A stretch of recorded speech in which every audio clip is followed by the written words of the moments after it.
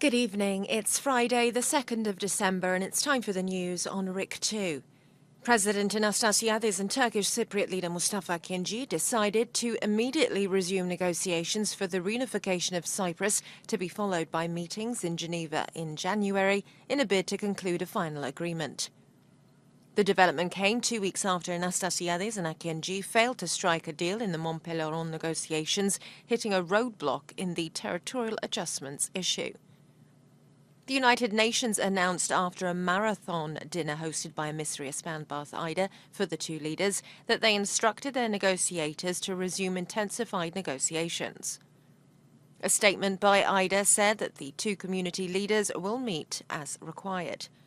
Anastasiades and Kinci also decided to meet in Geneva on January the 9th and to exchange maps on territories to be evacuated by the Turkish occupation troops on January the 11th.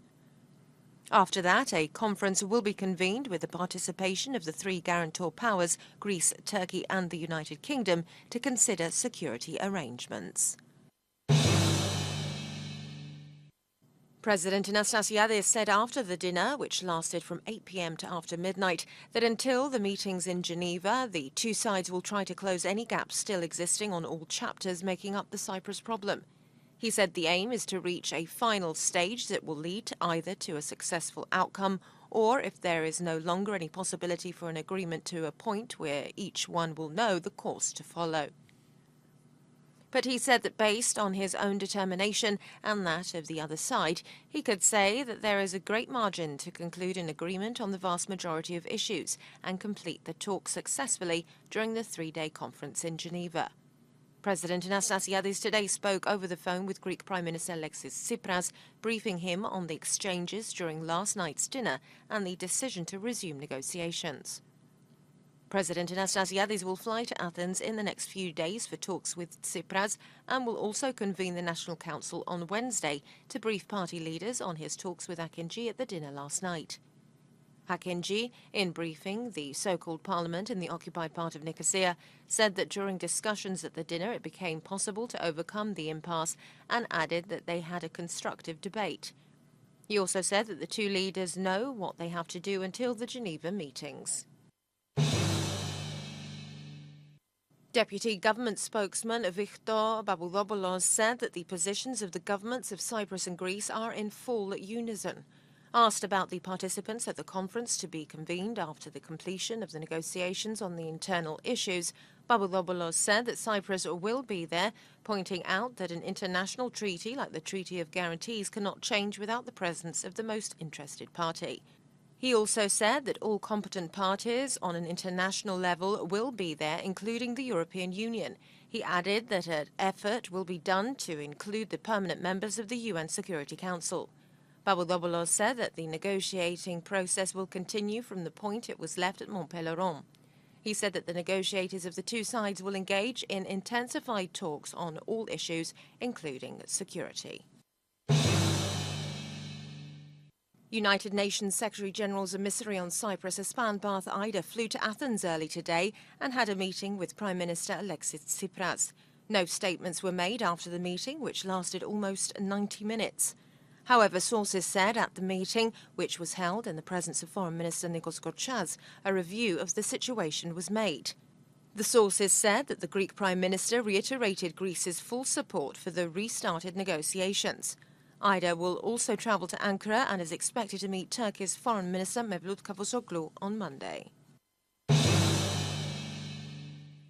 Political parties reacted in different ways, but as expected, to the announcement about the resumption of the negotiations. Ruling the C party said the decision to resume negotiations was a paramount development. A party official pointed out that these developments may lead to a solution of the Cyprus problem in mid-January, which will have been agreed for the first time by the Cypriots themselves. Left-wing opposition Agel party said the resumption of the talks was a positive development, but refrained from further comment, pending a full briefing by President Anastasiades on what transpired at last night's dinner. Legal Party leader Nicolas Babulopoulos lashed out at President Anastasiades, accusing him of accepting all of the Turkish demands, saying this created new fait accompli. Socialist PIK party leader Marinos Sisopoulos claimed that what the Turkish side did not accomplish in Montpellier was achieved now on the issues of territorial adjustments and participation in the government. Smaller opposition parties also criticised Anastasiades for the decision to resume the talks and travel to Geneva for a final stage in the negotiations. Finance Minister Haris Georgiadis told Parliament today that Cyprus is now able to look forward and create a new prospect for the economy following its 2013 bailout. Georgiadis, who presented the 2017 budget to Parliament ahead of its debate next week, said this year has been a decisive one for the economy as the economic assistance programme reached its end and the country proved that it could stand on its own feet. He said that the exit from the bailout memorandum was not achieved by tearing it up, as some people had suggested, but by the diligent application of corrective measures that led to the regaining of international credibility and the creditworthiness of the country.